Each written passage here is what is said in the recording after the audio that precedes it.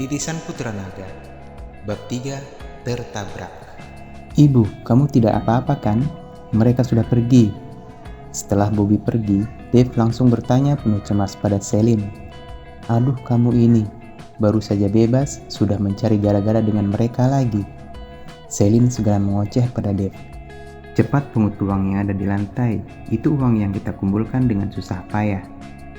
Dave jongkok dan memungut uang yang berjatuhan di lantai dan memasukkannya kembali ke dalam kantongan. Ibu, lain kali biar saya saja yang mencari uang.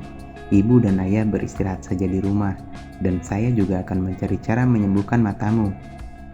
Dave menyimpan kembali uang itu dan menyerahkannya kepada Celine. Niatmu saja sudah cukup, Celine berkata, lalu tiba-tiba mulai menangis. Sekarang kamu sudah pulang, hati ibu sudah tenang. Kalau bukan karena mengkhawatirkanmu, ibu pasti sudah mati sejak dulu. Dia melihat ibunya menjadi seperti ini, mata Dave mulai berapi-api. Bam! Dave tidak tahan lagi, dia meninju meja yang ada di hadapannya. Bruk!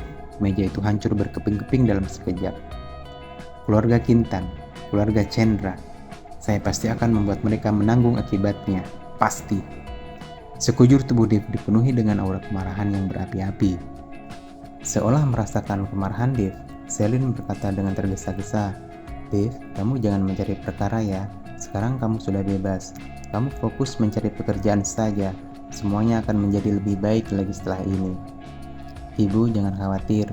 Saya tahu harus berbuat apa. Saya mau keluar sebentar. Dave menghibur ibunya sendiri lalu pergi keluar.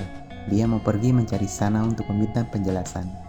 Setelah keluar dari rumah pun, aura kemarahan masih melekat di tubuh Dave. Tapi saat Dave hendak menyeberang jalan, tiba-tiba sebuah Porsche merah melaju kencang. Sangat kencang dan langsung menabrak Dave hingga terlempar. Bam! Tubuh Dave bertuburkan dengan aspal. Kalau saja dia tidak dilatih oleh Ryu, tabrakan itu pasti sudah mencabut nyawanya. Siapa yang tidak punya mata? Dave yang bawaannya memang sedang marah menjadi lebih marah lagi karena tertabrak. Bajingan, kamu menyeberang tidak lihat-lihat dulu, tidak punya mata.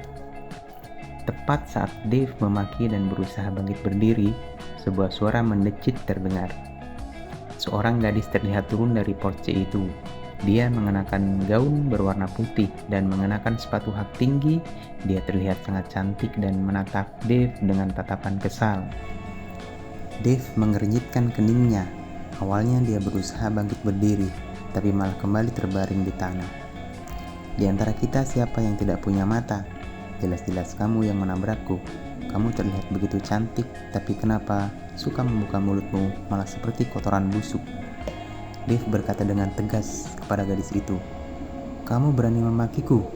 Gadis itu menatap Dave dengan emosi, dan tiba-tiba mengangkat kakinya dan menendang Dave. Gadis itu mengenakan sepatu hak tinggi. Hak sepatu itu seruncing pisau. Kalau tendangan itu mengenai tubuh, orang pasti akan langsung berdarah. Yuki, berhenti. Melihat gadis itu melayangkan tendangannya ke arah Dave, seorang pria parubaya membuka pintu mobil dan turun dari mobil. Pria parubaya itu terlihat acuh tak acuh. Terlihat seperti seorang yang sudah lama memiliki jabatan tinggi. Namun, wajah pria itu terlihat sedikit memucat. Nafasnya terengah-engah. Setelah meneriakkan kalimat itu, dia langsung berpegangan pada pintu mobil dan menarik nafas dengan susah payah. Ayah, kenapa ayah turun? Setelah melihat pria parubaya itu, gadis itu langsung bergegas menghampirinya dan memampahnya. Ayo cepat kita bawa ke rumah sakit, jangan menghabiskan waktu lagi.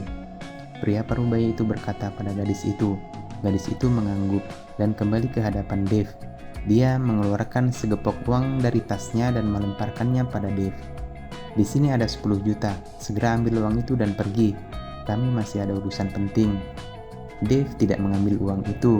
Dia berdiri dan menatap pria parubaya yang berada tidak jauh darinya dan berkata, tidak perlu ke rumah sakit, sudah tidak sempat. Setelah berkata, Dave berbalik dan hendak pergi. Dia bisa melihat kalau pria parubaya itu sudah sekarat dan tidak akan sempat sampai ke rumah sakit. Berdiri, gadis itu menghalangi jalan Dave dan menatapnya dengan jengkel. Apa maksudmu? Jelaskan maksud dari ucapanmu barusan atau jangan harap bisa pergi dari sini. Di saat itu, Pria parubaya itu juga mengernyitkan keningnya dan berjalan beberapa langkah menuju Dave. Ayahmu punya penyakit tersembunyi yang akut. Lukanya ada di paru-paru sebelah kiri. Tidak sampai 5 menit dia akan mengalami kesulitan bernafas dan mati lemas. Dalam 5 menit, apakah kamu bisa sampai ke rumah sakit? Dave berkata dengan tenang sambil bertanya kepada gadis itu. Bicara sembarangan, ayahku itu hanya pilek. Yuki, pria parubaya itu memanggil anaknya lalu kembali melangkah beberapa langkah menuju Dave. Matanya penuh keterkejutan. Adik, bagaimana kamu bisa mengetahui kalau paru-paru kiriku penuh terluka? Kujelaskan pun kamu tidak akan mengerti. Saya ada urusan penting, tidak punya waktu untuk dibuang-buang di sini. Dave berkata lalu berbalik dan hendak pergi. Adik, pria parubaya itu memanggil Dave lalu terbatuk-batuk. Ketika dia sedikit stabil, dia langsung melangkah menuju Dave dan menarik lengannya. Adik, kamu bisa mengetahui penyakitku. Kamu pasti bisa menyembuhkannya juga. Saya berharap adik bersedia menyelamatkan nyawaku. Berapapun harganya akan kubayar. Ini adalah kartu namaku. Pria parubaya itu mengeluarkan selembar kartu nama dan memberikannya kepada Dave. Awalnya, Dave tidak ingin menerimanya dan tidak peduli. Tapi setelah melihat nama yang tertera pada kartu nama itu, dia langsung mengambilnya dan bertanya, kamu adalah direktur dari perusahaan Tanaka, Juan Tanaka. Tepat sekali, Juan mengangguk. Tiba-tiba Dave menembakkan tangannya ke arah Juan. 2 jarinya menitik pada Tiantu, Renhai, dan beberapa titik akupuntur utama lainnya. Kecepatan Dave sangat cepat, sehingga Juan dan Yuki belum sempat menyadarinya.